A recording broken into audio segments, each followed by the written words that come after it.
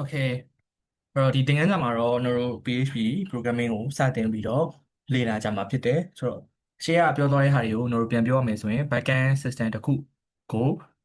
develop လုပ်ဖို့အတွက်ဆိုရင်တော့ programming language တစ်ခုလိုအပ်တယ်အဲ့ဒီ programming language ကိုဒီတန်းမှာတော့ PHP ကိုသုံးတော့မှာဖြစ်တယ်ပေါ့နော်အဲ့တော့ okay အဲ့တော့ PHP programming ကိုစတင်လေ့လာဖို့အတွက်ဆိုရင်အရင်ဆုံးကတော့စပြီးတော့ run တော့မယ်ဆိုရင်ကျွန်တော်တို့ XAMPP server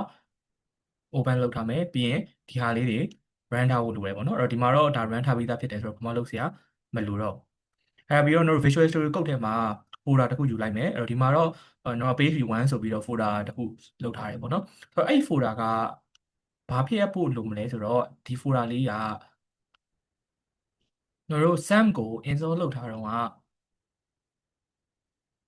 ့ရှိခဲ့တဲ့ဒီ C ထဲမှာ install လုပ်ထားရဲဆိုရင်ဒါ C ထဲမှာ XAMPP ဆိုပြီးတော့ folder တစ်ခုရှိနေလိမ့်မယ်เนาะအဲ့တော့ install လုပ်တဲ့နေရာမှာဒီမှာ install လုပ်ခဲ့တယ်ဆိုရင် XAMPP ဆိုပြီး folder တစ်ခုရှိနေလိမ့်မယ်အဲ့ဒီ folder လေးတွေကိုတွားလိုက်တွားပြီးတော့မှအဲ့ဒီ folder မှာ HTTOC ဆိုတဲ့ဟာလေးရှိပါတယ် HTTOC ဆိုတဲ့ဟာလေးကိုဝင်လိုက်မယ်ပြီးရင်ဒီထဲမှာ folder create လုပ်ရမယ်အဲ့တော့ဒီမှာဆိုရင်တော့ဒီမှာ page 1ဆိုပြီး folder တစ်ခု create လုပ်ထားတယ်ပေါ့နော်အဲ့တော့ channel folder တွေမှာဒီမှာတော့default ပါလာတဲ့ folder တွေပါရှိမလို့ဆို dashboard တို့တနဲ့ဒီ IMG တို့ဒါတွေ default ပါလာတဲ့ folder တွေပေါ့နော်အဲ့ဒါတွေနဲ့အပြိုင်ဒီနေရာမှာ folder တစ်ခု create လုပ်ဖို့လိုတယ်အဲ့တော့ဒီမှာဆိုရင် page 1ဆိုပြီး folder တစ်ခု create လုပ်ခဲ့တယ်ဒါလုပ်ခဲ့ပြီးသားပေါ့နော်အဲ့တော့အဲ့ဒါလေးကို select folder ယူပြီးတော့ဒီမှာ run ပေးရမယ်ဆိုတော့ PHP ကုတ်တွေကိုရေးတဲ့နေရာမှာကိုယ့် computer မှာတခြားနေရာတွေမှာထားလို့မရပါဘူး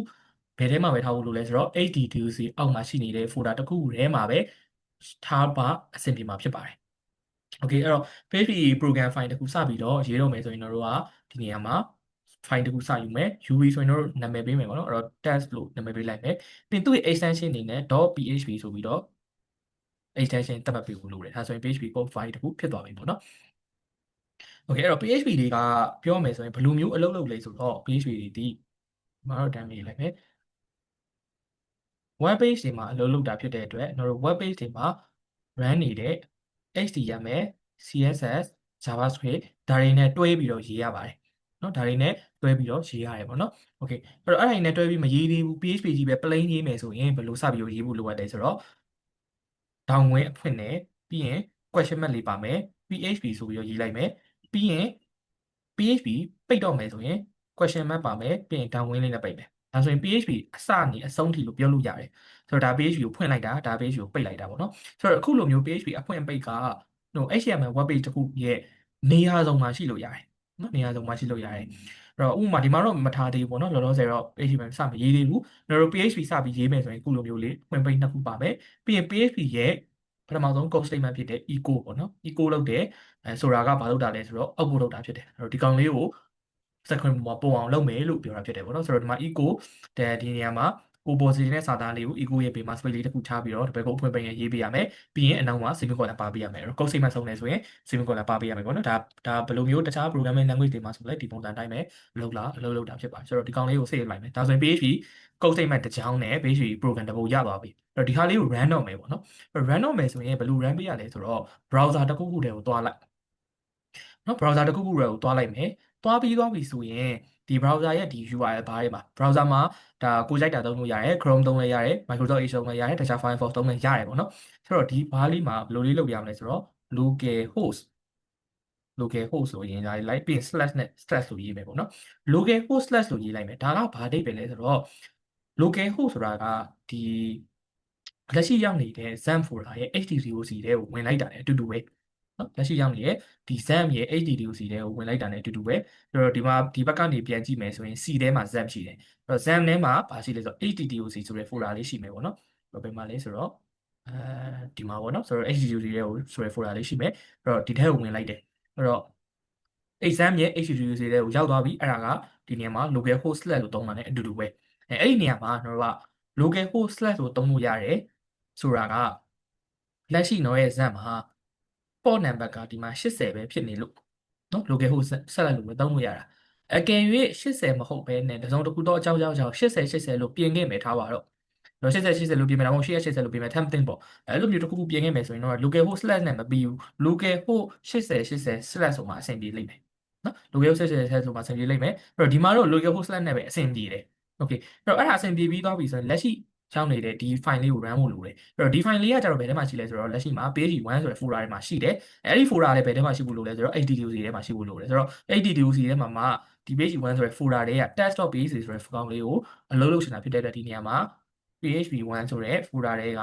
test.php ဆိုပြီးတော့ရိုက်ထည့်မယ်ပြီး enter ခေါက်လိုက်မယ်ဒါဆိုရင်ဒီကောင်လေးအလုပ်လုပ်သွားပြီပေါ့နော်ဒီမှာဆိုရင် hello world လို့ echo နဲ့ထုတ်ထားတာဖြစ်တဲ့အတွက်ဒီဘက်က screen ပေါ်မှာ hello world လို့အဖြေထွက်တာဖြစ်ပါတယ်အဲ့တော့ဒါကအရိုးရှင်းဆုံး PHP program တစ်ပုဒ်ပေါ့နော်အဲ့တော့ PHP ကိုကျွန်တော်တို့ HTML တွေနဲ့စပြီးတော့ရေးတော့မယ်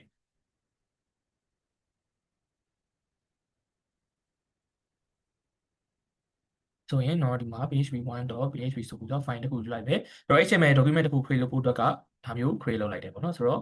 ဒီနေရာမှာ something HTML တစ်ခုရေးမယ်ဆိုတော့အဲ့မှာကျွန်တော်တို့က PHP ကိုဘယ်နေရာမှာရေးလို့ရလဲဆိုတော့ကြိုက်တဲ့နေရာမှာလိုအပ်ရင်လိုအပ်သလို PHP code တွေကိုရေးလို့ရတယ်ဒါပေမဲ့ရေးမဲ့နေရာမှာတော့ကျွန်တော်တို့ဘာဖြစ်ဖို့လိုလဲဆိုတော့ဥမာဒီအပေါ်မှာဘာမှမလုပ်ခင်ဒီအပေါ်မှာ PHP code တွေကိုရေးဖို့လိုအပ်လာပြီဆိုရင်ဒီလိုလေး PHP အဖွင့်ပိတ်လေးနဲ့စလိုက်ပြီးရင်ဒီမှာ PHP code တွေလာရေးပဲပေါ့နော်အဲ့တော့ this is PHP code 1ဆိုပြီးတော့တုံးလိုက်တယ် okay ဒါဆိုရင် PHP script တစ်ခုဒီမှာလာထည့်လိုက်တယ်အဲ့ဒါကိုကျွန်တော်တို့ဒီ body ထဲမှာလာထည့်ချင်လားရတယ်ဒီဟာပြီးတော့မှထည့်ချင်လားရတယ်ပေါ့နော်ဆိုတော့head ထဲမှာ head တီထဲမှာတို့ဒါတွေ head ထဲမှာတော့ထည့်လေးထည့်တာမရှိဘူးပေါ့နော် head ထဲမှာထည့်ရတဲ့ဟာတခြားဟာတွေဖြစ်လိမ့်မယ်ပေါ့နော်ဒါ PHP တော့ထည့်လေးထည့်တာမရှိဘူးဆိုတော့အဓိကသုံးကတော့ဒီအပေါ်မှာရဲ့ lorry ထဲမှာရဲ့ပြီးရင်ဒါတွေအားလုံးပြီးတဲ့အချိန်မှာရဲ့ဒါလိုအပ်ရင်လိုအပ်တဲ့လိုမျိုးကိုယ့်ရဲ့ program ပေါ်မှာမုံတည်ပြီးတော့ဒါ PHP statement တွေကိုမှာလာပြီးတော့ရေးလို့ရတယ်နော်အဲ့တော့ဒါ PHP ကိုကျွန်တော်တို့ HTML document ထဲမှာရေးလိုက်တာအဲ့လိုရေးတာကိုရိုးရိုးရှင်းရှင်းပဲမရေးဘဲနဲ့HTML script တွေပါပေါင်းပြီးတော့ထည့်ပြီးတော့ရေးမယ်ပေါ့နော်အဲ့လိုထည့်ပြီးရေးမယ်ဆိုရင်ဥပမာကျွန်တော်တို့ကဒီကောင်လေးကို this is PHP code 2ဆိုတဲ့ကောင်လေးကိုကျွန်တော်တို့ကဘယ်လိုမျိုးလေးဖြစ်စေချင်လဲဆိုတော့ heading ပုံစံမျိုးဖြစ်စေချင်တယ်ဒါဆိုရင်ဒီကောင်လေးကိုခဏကတ်လိုက်ပြီးရင် heading ဖြစ်တဲ့အတွက် h1 ပေါ့နော် h1 လာရေးတယ်ဒီထဲမှာမှ PHP တက်လေးကိုလာပြီးတော့ထည့်လိုက်တယ်ဒါမျိုးလေးရတာပဲနော်အဲ့ဒါဆိုရင်ဒါဘယ်လိုပုံစံသုံးထားလဲဆိုတော့ HTML ရဲ့ဒီ element ထဲမှာ PHP code ကိုလာပြီးတော့ရေးလိုက်တာ PHP script ကိုလာရေးလိုက်တယ်အဲ့တော့ရေးလိုက်လို့မှ PHP ကနေ echo နဲ့ output ထုတ်လိုက်တဲ့ဟာမှန်သမျှဒီမှာရှိနေတဲ့ element ရဲ့ property အသက်ဝင်သွားပြီနော်အဲ့တော့ဒီမှာပြန်ပြီးတော့ run ကြည့်မယ်ဆိုတော့ဒီမှာ php1.php ဆိုတဲ့ file ကိုအလုပ်လုပ်မှာဖြစ်တဲ့အတွက်ဒီမှာ php1.php ဆိုပြီးတော့ရေးလိုက်တယ်ဆိုတော့ဒီမှာဆိုရင်ဒါအပေါ်ကဟာတွေကတော့ပုံမှန်တိုင်းပဲပေါ်တယ်ဒီမှာဒါကဘာဖြစ်နေလဲ h1 တက်နဲ့ပေါ်နေတယ်ပေါ့နော်ဆိုတော့အဲ့မှာ browser ရဲ့ဒီပေါ့နော် browser မှာကဒီတို့က PHP ကိုသူက server side PHP server side ဖြစ်တဲ့အတွက် PHP ကိုတိုက်ရိုက်ဒီမှာပြန်ကြည့်လို့မရဘူးတို့က browser မှာကျတော့ဘယ်လိုပုံစံပဲပေါ်လဲဆိုတော့ HTML ပုံစံနဲ့ပဲပေါ်တယ်ပေါ့နော်ဒါ browser ကပေါ်တဲ့ပုံစံကိုဒီမှာပြထားတာเนาะအဲ့တော့ဒီမှာဆိုရင်သူကဘယ်လိုပုံစံဖြစ်သွားလဲဆိုတော့ HTML ရဲ့ဒီ document ထဲမှာbasic PHP ပုံစံဒီနေရာလေးကိုရောက်သွားတယ်เนาะပြီးတော့ဒီမှာကျတော့မှဒီမှာ h1 နဲ့ဒီ basic PHP code 2ဆိုတာလေးပါလာတယ်ပြီးမှ basic PHP code 3ပေါ့နော်ဒီဟာလေးအောက်ကဟာလေးလာတယ်ပေါ့နော်အဲ့လိုမျိုးလေးအလုပ်လုပ်တာဖြစ်ပါတယ်โอเคနောက်တစ်မျိုးကြည့်ကြည့်အောင်နောက်တစ်မျိုးကကြတော့ကျွန်တော်တို့ PHP ကုတ်ထဲမှာHTML ရောရေးမယ်ရလားဆိုတော့ရပါတယ်အဲ့တော့ခုနကလိုပဲ h1 ကိုhello world လို့ရေးလိုက်မယ်ပြီးရင် h1 ပိတ်လိုက်မယ်အဲ့တော့ဒီမှာဆိုရင် PHP ရဲ့ PHP ရဲ့ဒီ echo ထဲမှာပေါ့နော် echo ထဲမှာဘာထားထည့်ထားလဲဆိုတော့ HTML element တွေကိုလာပြီးတော့ထည့်ထားတာတွေ့ရတယ်နော် echo ထဲမှာထည့်ရနော်မတူဆိုတော့ဒါမျိုးသုံးချင်တယ်ဆိုလဲရတယ်ဆိုတော့ဒီကောင်လေးဒီမှာဆိုရင် php2 ဆိုတဲ့ file က h ရှိနေတဲ့ code segment က h1 ရဲ့ property အလုပ်လုပ်မှာဖြစ်ပါတယ်နော် okay အဲ့ဒါကိုဒါက HTML ထဲမှာ PHP ထည့်ရေးတာဒါကကျတော့ PHP ထဲမှာ HTML ညှက်ပြီးရေးတာနှစ်ခုလုံးကိုလိုသလိုအသုံးချမယ်လိုလုပ်လို့ရတယ်ပေါ့နော်ဆိုတော့တော့ဒီနေရာမှာ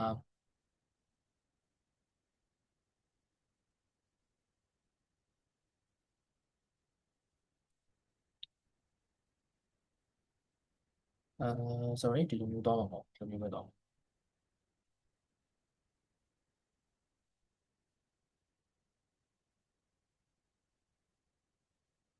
echo နဲ့ဘာကိုထုတ်မလဲဆိုတော့this is that ဆိုပြီးတော့ထုတ်မယ်တော့ဒီတရား review ရှင်းရှင်းပဲပေါ့နော်အဲ့မှာနောက်ထပ်တစ်ကြောင်ထပ်ပြီးတော့ပုံမယ် this is that 2 okay ဒီတရားလည်းရိုးရှင်းမယ် နောက်ပြီးဒီမှာ semicolon နဲ့ပိတ်ပဲဒီတော့ဒီကောင်လေးကို run ကြည့်မယ် php sorry ပြီးတော့အဲ့မှာဘာဖြစ်နေလဲဆိုတော့သူတို့နှစ်ခုကကတ်နေတယ်နော်အောက်တစ်ကြောင်းကိုမဆင်းသွားဘူးအောက်တစ်ကြောင်းကိုဆင်းစေချင်တယ် HTML ဆာမှာဆိုရင်တို့အောက်တစ်ကြောင်းကိုဆင်းဖို့အတွက်ဆိုရင် usually သုံးရတာ BR ဆိုတဲ့ HTML element တွေရှိရတယ်နော်အဲ့ element တွေကိုတော့ဒီထဲမှာပဲပေါင်းပြီးတော့တစ်ခုလိုမျိုးရေးလို့ရတာမျိုးရှိတယ်ဒီလိုမျိုးရေးလို့ရတယ်ဆိုတော့ဒီနေရာမှာ sorry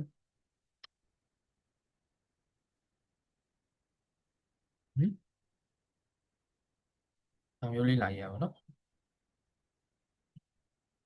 โอเคအဲ့ဒါမျိုးလေးလာရဆိုတော့ဒီမှာ BR ထည့်လိုက်တယ်ဆိုရင်ဒီကောင်ကအောက်တစ်ကြောင်းဆင်းသွားတယ်အဲ့ဒါကိုမှတို့ကဒီ HTML ရဲ့ဒီ sorry PHP ရဲ့ဒီပေါ့နော်လိုက်တာ PHP ရဲ့ဒီ double quote ဖွင့်ပိတ်ထဲမှာမထည့်ချင်ဘူးဆိုရင်ဘယ်လိုလုပ်လို့ရလဲဆိုတော့ဒီနေရာမှာ dot ဆိုလေးသုံးပေးလိုက်သုံးပြီးတော့မှဒီမှာထပ်ပြီးတော့မှ BR လေးကိုဒီလိုမျိုးလေးလာပြီးတော့ရေးပြီးလို့ရတယ်ဒါကကြတော့ဘာလုပ်လိုက်တာလဲဆိုတော့ dot ဆိုတာ company name လုပ်လိုက်တဲ့သဘောပေါ့နော် company name လုပ်လိုက်တာဒီရှေ့ရဟာနဲ့နောက်ကဟာကိုဆက်လိုက်တာအဲ့တော့ဒီလိုဆက်တာကကြတော့ဘယ်နေရာမှာအသုံးဝင်လဲဆိုတော့HTML နဲ့ CSS ကိုအရှင်းပုံစံဆက်ပြီးတော့ company name ရှင်းနောက်ဆက်ပြီးတော့ရေးချင်တဲ့နေရာမှာအသုံးဝင်တယ်ဒီနေရာမှာတော့နည်းနည်းလေးမသိတာသေးဘူးပေါ့နော်ဘာလို့လဲဆိုတော့ဒီကောင်မပါလဲတကယ်ကတော့အတူတူပဲတကယ်တော့ဒီအလုံးလုံးတာချင်းအတူတူပဲဒီကောင်ကိုဒီလိုလေးခွဲလိုက်တာပဲရှိတာနော်အဲ့တော့ခွဲလိုက်လို့လည်းဒီဘက်ကုတ်ဖွင့်ပိတ်ကဒီလိုဖြောက်သွားမှာမျိုးမဟုတ်ဘူးပေါ့နော်အဲ့လိုဖြောက်ဖို့အတွက်ဆိုရင်တော့က HTML document ထဲမှာရေးဖို့လိုအပ်လာပြီအဲ့တော့ဒီညမှာ H1 တက်ကိုရေးမယ်ဟုတ်လား H1 တက်ကိုရေးမယ်ပြီးရင် PHP စလိုက်မယ်ပြီးကိုနဲ့ John လို့ထုတ်လိုက်မယ်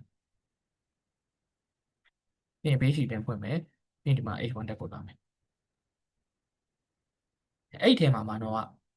ဒီကနေဒီကြားထဲလေးနော်ဒီကနေဒီကြားထဲလေးကို PHP ထဲမှာပေါ့နော် HTML ရဲ့ PHP ထဲမှာထပ်ပြီးတော့ HTML ထပ်ပြီးရေးခြင်းတယ်ဆိုရင်ဘယ်လိုလုပ်လို့ရလဲဆိုတော့ကျွန်တော်တို့ကဒီနေရာမှာsorry ဘယ်မှာ2ရှိမယ်ဟုတ်ပါတော့ okay နော်အဲ့တော့ eco john ရဲ့ eco 2ရဲ့ဆိုတာရှိမယ်ပေါ့အဲ့နှစ်ခုကြားထဲကို BR လေးထည့်ချင်တာဒီတိုင်းထည့်ချင်တာနော် eco ထဲမှာမထည့်ချင်ဘူး BR လေးကိုတိုင်းထည့်ချင်တာအဲ့လိုဆိုရင်ဘယ်လိုလုပ်လို့ရလဲဆိုတော့ဒီကနေ DT ကို PHP တစ်ခုလို့သတ်မှတ်လိုက်ပြီးရင်ဒီကနေ DT ကို PHP တစ်ခုလို့သတ်မှတ်လိုက်အဲ့တော့ဒီကနေ DT ကို PHP တစ်ခုလို့သတ်မှတ်မယ်ဆိုရင်ဒီက PHP အစပဲရှိရအပိတ်မရှိသေးဘူးဖြစ်တဲ့အတွက်အပိတ်လေးထည့်လိုက်နောက်တော့ဒီကနေ DT ကို PHP တစ်ခုလို့သတ်မှတ်မယ်ဆိုရင် PHP script document တစ်ခုလို့သတ်မှတ်မယ်ဆိုရင်ဒီမှာအပိတ်ပဲရှိသေးအဖွင့်မရှိဘူးဆိုတော့ဖွင့်လေးထည့်ခဲ့လိုက်ဟုတ်လားဒါမျိုးလေးလာပြီးတော့သုံးလို့ရတယ်နော်အဲ့တော့ဆိုလိုတာကဒီကနေဒီ HTML အဲ့ဒီမှာ HTML ထဲမှာ PHP script တစ်ခုပြီးရင် HTML ထက်လာနောက်က PHP script တစ်ခုဒီလိုမျိုးပုံစံမျိုးပေါ့နော်အဲ့ဒါမျိုးလုပ်တာဖြစ်တယ်ဆိုတော့ PHP 3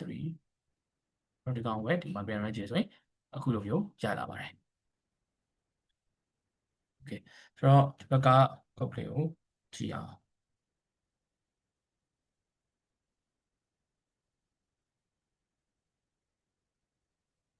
အဲ့တော့ဒါတွေကတော့ဒါ PHP နဲ့ပတ်သက်ပြီးတော့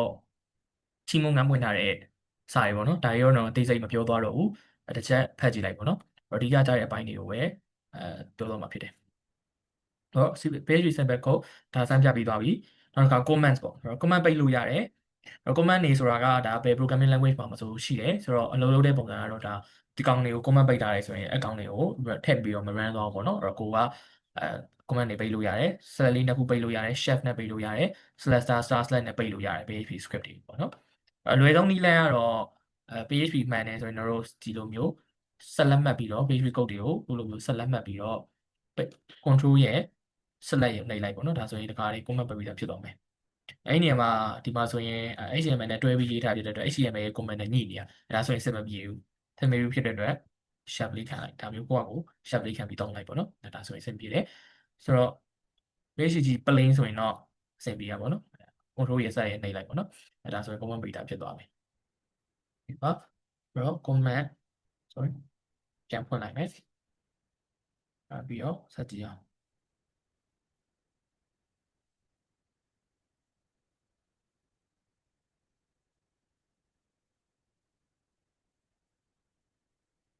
တော့ embedding PHP ရင် HTML ဒါခုနပြောပြီးသွားပြီ HTML script ထဲမှာ PHP script တွေလာရေးတာအဲ့တော့ဒီ poster မှာဆိုရင်P tag ရှိရပေါ့နော် P element ရှိရအဲ့ထဲမှာ PHP script ကိုဒီထဲမှာလာပြီးရေးလိုက်တယ်ဆိုတော့ဒီမှာရေးလိုက်ပြီးဒီမှာ echo နဲ့ထုတ်ထားတဲ့ဟာမှန်သမျှကဘာဖြစ်မှာလဲဆိုတော့ဒီ paragraph ရဲ့ paragraph ဆိုတဲ့ element ရဲ့ property တက်ရောက်နေမှာဖြစ်တယ်ပေါ့နော် okay နောက်တစ်ခုက variables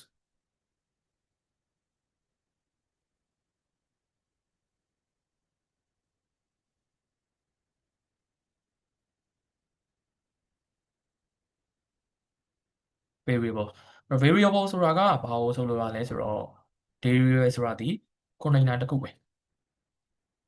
container for storing data value ပေါ့နော်အဲ့တော့ data တွေကို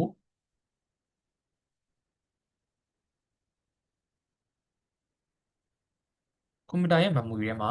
store လုပ်ဖို့လိုအပ်တယ် store လုပ်ပေးနိုင်တဲ့နေရာလွတ်တစ်ခုဖြစ်တယ်အဲ့ဒါ variable လို့ပြောလို့ရတယ်နော်အဲ့တော့ကွန်ပျူတာရဲ့ memory လို့ပြောတာဖြစ်တဲ့အတွက်ဒီ variable တွေနဲ့ပဲအလုပ်လုပ်တယ်ဆိုရင်ဒီအဆင်မပြေဘူးသူတို့တွေဒီလက်ရှိ program run နေတဲ့အချိန်မှာပဲလုပ်တယ် program မ run တော့ဘူးဆိုရင်ဒါထာဝရတည်မြဲတဲ့ data တွေမဟုတ်ဘူးပေါ့နော်အဲ့တော့ဒီမှာတော့ variable တွေနဲ့ကျွန်တော်တို့အလုပ်လုပ်မယ်ဆိုရင် variable တွေဘယ်လိုရေးပြရမလဲဆိုတော့ dollar sign လေးနဲ့စပြီးသုံးပြရတယ်ပြီးရင် variable name ပေးရမယ်နော်အဲ့တော့ dollar sign variable name ပြီးရင် assign value ဒီပုံစံနဲ့အလုပ်လုပ်တယ်အဲ့မှာ dollar sign variable name လို့ပြောတဲ့နေရာမှာအဲ့ဒါလေးကဘာဖြစ်သွားလဲဆိုတော့ variable ဖြစ်သွားပြီပြီးရင် value ဆိုတာ data တစ်ခုခုပေါ့နော်ထည့်လိုက်တဲ့ data ပုံမှာမူတည်ပြီးတော့ဒီ variable လေးကသူ့ရဲ့ data type ကို automatically သတ်မှတ်ပြီးသားဖြစ်သွားမယ်ဥပမာ dollar sign age assign 89လို့တောင်းလိုက်တယ်ဒါဆိုရင်ဘာဖြစ်သွားမှာလဲဆိုတော့89ဆိုတဲ့ဟာလေးကသူ့ရဲ့ data type က integer ဖြစ်တယ်ဘာလို့ integer လို့ပြောရလဲဆိုတော့ကဏ္ဍပေါ့နော်ကဏ္ဍဆိုတော့ integer ဖြစ်တယ်အဲ့တော့ integer လေးထည့်လိုက်တယ်ဆိုရင်ဒီ age ဆိုတဲ့ variable data type က automatically ဘာဖြစ်သွားမှာလဲဆိုတော့ integer data type ဖြစ်သွားမှာဖြစ်တယ်နော်အဲ့တော့ဒါက variable ပေါ့နော် variable တစ်ခုလို့ပြောလို့ရတယ်ဆိုတော့အဲ့ဒီ variable ကိုတော့ပြန်ထုတ်ချင်တယ်ဆိုရင် echo နဲ့ပြန်ထုတ်မယ်အဲဆိုရင်ဟုတ်လား age ဒါမျိုးလေးပြန်ထုတ်ပြီလားဟုတ်လားဒါဆိုရင်ရရပါတော့ဆိုတော့ echo နဲ့ပြန်ထုတ်တယ်ဒါဆိုရင် age ထဲမှာက89ဆိုတော့အဖြေကဒီနေရာမှာ89ဆိုပြီးတော့အဖြေထွက်လာမှာဖြစ်တယ်ဆိုတော့အဲ့ထွက်လာတဲ့ဟာလေးကို HTML element တွေပါခြင်းတယ်ရတယ်ဒါဆိုရင်ကျွန်တော်တို့ HTML element ပါခြင်းတယ်ဆိုရင်ကျွန်တော်တို့ဒီမှာ PHP ထဲမှာဆိုရင်ကျွန်တော်တို့ဒီမှာဘယ်လိုလုပ်ပြရမလဲတပတ်ကုန်းဖွင့်ပိတ်လေးနဲ့ပေါ့နော် HTML element တွေလာထည့်မယ်ပြီးရင် dot လေးပါပေးမယ်ပြီးရင် dot plus h1 ဆိုတော့ဒါကဘယ်လိုလဲဆိုတော့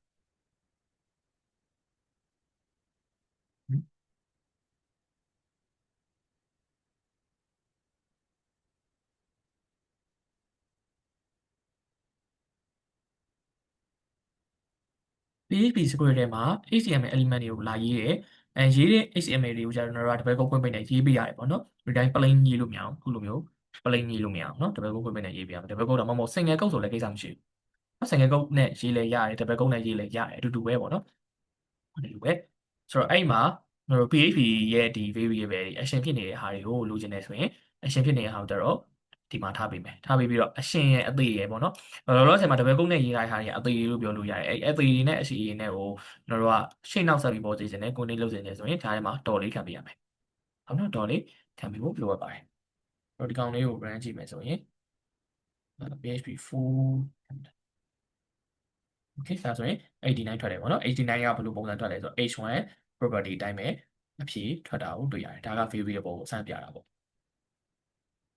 အခုလိုပဲဒါမျိုးစုံသုံးလို့ရတယ်ပေါ့နော် variable မှာလည်းပြောမယ်ဆိုရင်တော့ကျွန်တော်တို့ data type တွေမျိုးရှိမယ်ဥပမာ name assign ထားပါတော့ဒီဒါဆိုရင်သူ့ရဲ့ data type က string ပေါ့ဟုတ်နော်ဟုတ်နော်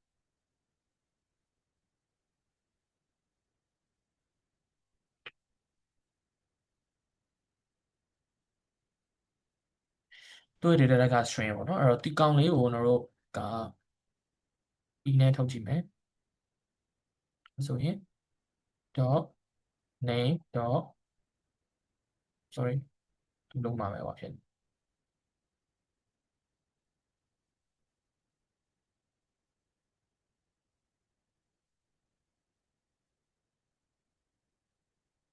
တယ်နော်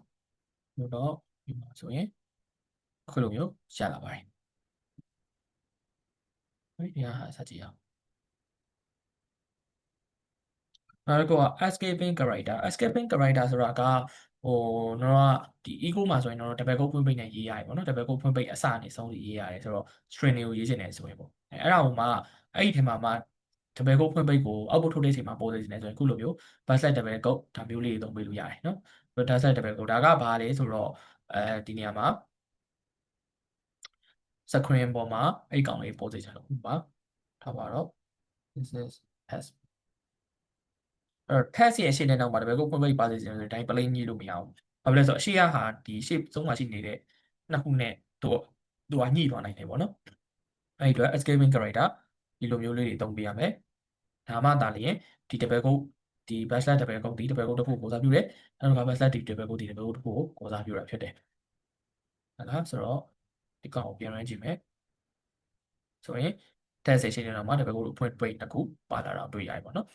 ဘယ်တော့မှမဟုတ်ဘူး single ကုတ်ပြောင်းချင်တယ်ဆိုလဲတူတူပဲနော်။ single ပေါင်းစီစဉ်တယ်ဆိုတူတူပဲအဲ့မှာမှ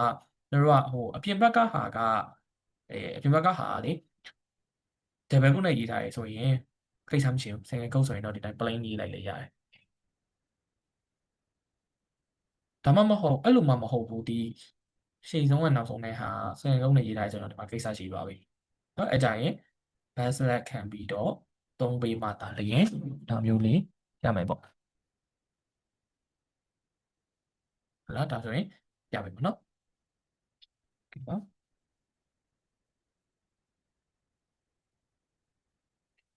နောက်တစ်ခုကတို့ CSS တွေနဲ့တွဲပြီးတော့သုံးတယ်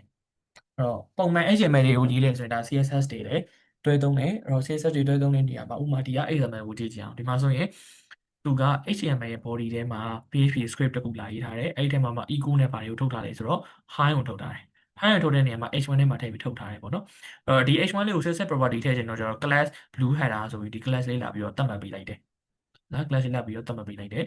သတ်မှတ်ပေးပြီးတော့မှဒါဘာလုပ်လဲဆိုတော့ဒီမှာဒီ CSS ကောင်လေးကိုပြန်ပြီးတော့ခေါ်ပြီးတော့တောင်းလိုက်တဲ့သဘောပေါ့နော်ပြန်ပြီးတော့ခေါ်တောင်းလိုက်တဲ့သဘောဖြစ်တယ်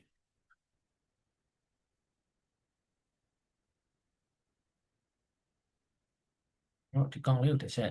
ပြန်ပြီးတော့စမ်းကြည့်ကြည့်အောင်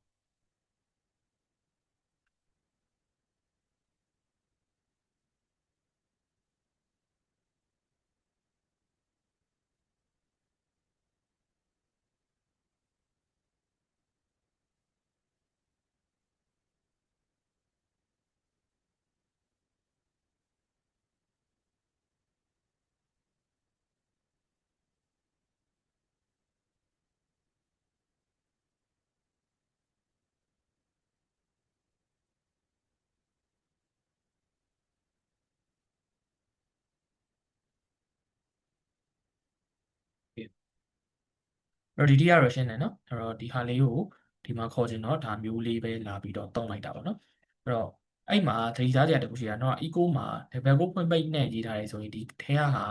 ဆယ်ငယ်ကုန်းနဲ့ခေါ်တာကိစ္စမရှိဘူးနော်ဆယ်ငယ်ကုန်းနဲ့ခေါ်တာကိစ္စမရှိဘူးဒါပေမဲ့ဒီမှာကဆယ်ငယ်ကုန်းဖြစ်နေတယ်ဆိုရင်တို့ဘာလုပ်ပေးဖို့လိုလဲဆိုတော့ဒီဟာလေးကို level ကုန်းပြောင်းပေးဖို့လိုတယ်နော် level ကုန်းပြောင်းပေးဖို့လိုတယ်အဲ့ဒါမှသာသူမညှိမှာပေါ့နော်အကယ်၍အပြင်ကဟာက double code ဖြစ်နေခဲ့မယ်ဆိုရင်တော့ဒီဟာလေးက double code ဖြစ်နေလို့မရဘူးဒါလေးက single code ဖြစ်မှအဆင်ပြေမှာဖြစ်ပါတယ်အဲ့တော့ဒီဟာကိုပဲတော့ HTML ထဲမှာညှက်ရေးတာမဟုတ်ဘူး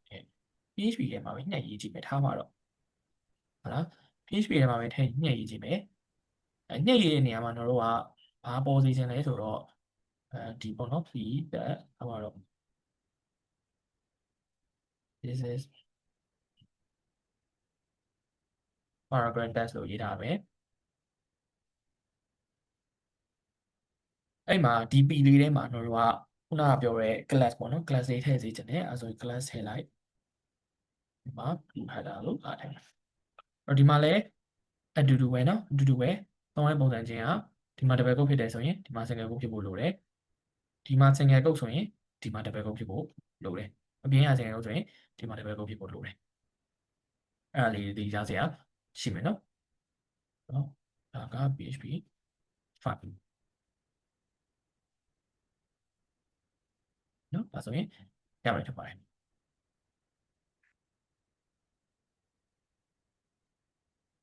okay ဆိုတော့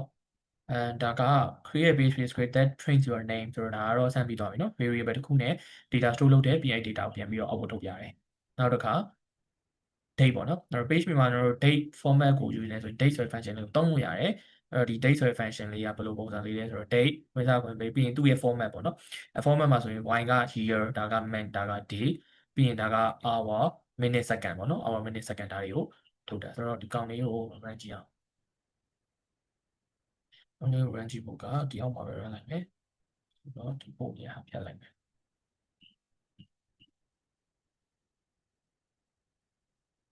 ဆိုရင်ဒါဆိုရင်ဒီနေ့ရဲ့ date ဒီနေ့ရဲ့ဟာရလာပြီပေါ့နော်ဒီမှာနောက်တစ်ခုကျွန်တော်တို့ operation တွေလုပ်တယ်ပေါ့နော် operation တွေလုပ်တာနဲ့ပတ်သက်ပြီးတော့ကတော့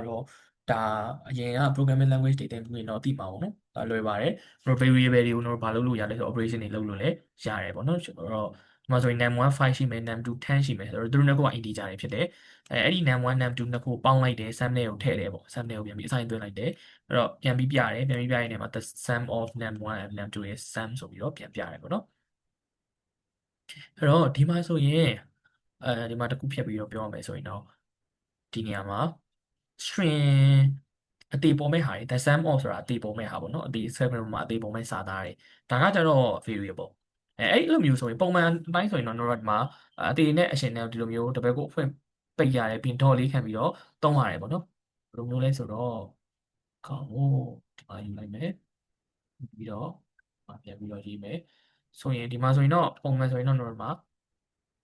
တေနဲ့အရှင်ကိုအခုလိုမျိုးလေးရေးရတယ်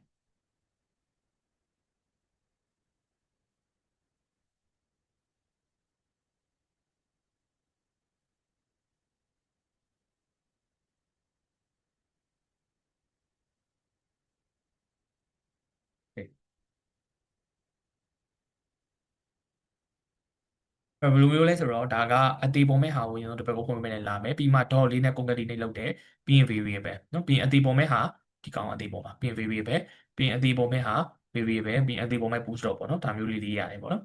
အဲ့လိုမှမရေးချင်လဲတခါလေးပေါင်းကြည့်လဲရတယ်ခုနလိုမျိုးလေဒီကို lesson of တခါလေး dollar name ပေါ့เนาะ dollar name 1 and dollar name 2 is lesson ဒီလိုမျိုးပေါင်းရေးလဲရတယ်ဒါဘယ်လိုဟိတော့ဘယ်ဟာ variable လဲဘယ်ဟာကအတီပေါ်မဲ့စာသားလဲဆိုတော့သူခွဲခြားပြီးတော့သိနိုင်တယ်เนาะဒါပေမဲ့ဒီလိုမျိုးရေးတာကအခုလိုမျိုး sample ဖြစ်တဲ့နေရာမှာတော့ကိစ္စမရှိဘူးဒါပေမဲ့နည်းနည်းရှုပ်သွားပြီး database နဲ့ဆိုင်တဲ့ operation တွေလာပြီး database ထဲကနေ data တွေကိုယူတဲ့အပိုင်းတွေရလာပြီးဟေ့ဆိုရင်တော့ဒီလိုမျိုးသုံးတာကနည်းနည်းလေးရှုပ်ထွေးသွားနိုင်တယ်ပေါ့နော်နည်းနည်းလေးရှုပ်ထွေးသွားနိုင်တယ်ဆိုတော့အပေါ်ကအတိုင်းပဲသုံးတာတော့အကောင်းဆုံးပဲဒါပေမဲ့အရင် sample ဖြစ်တဲ့ဆိုရင်ဒါမျိုးသုံးတဲ့ကိစ္စမရှိပါဘူးโอเคဆိုတော့ဒီအောက်က problem တွေကကျွန်တော်တို့ variable ဘိုင်းကြောင့်မှပြောမှာဖြစ်တဲ့အတွက်ဒါတွေကိုဆက်ပြီးမပြောတော့ဘူးအဲ့တော့အခုဒီသင်ခန်းစာမှာသင်သွားတဲ့ဟာတော့ PHP ကိုဘယ်လိုရေးရမလဲ HTML CSS တွေနဲ့ဘယ်လိုမျိုးပေါင်းပြီးတော့ရေးရမလဲဆိုတာရယ် run တဲ့နေရာမှာဘယ်လိုမျိုး run မလဲဆိုတာကိုအဓိကပြောသွားတာဖြစ်ပါတယ်ပေါ့နော်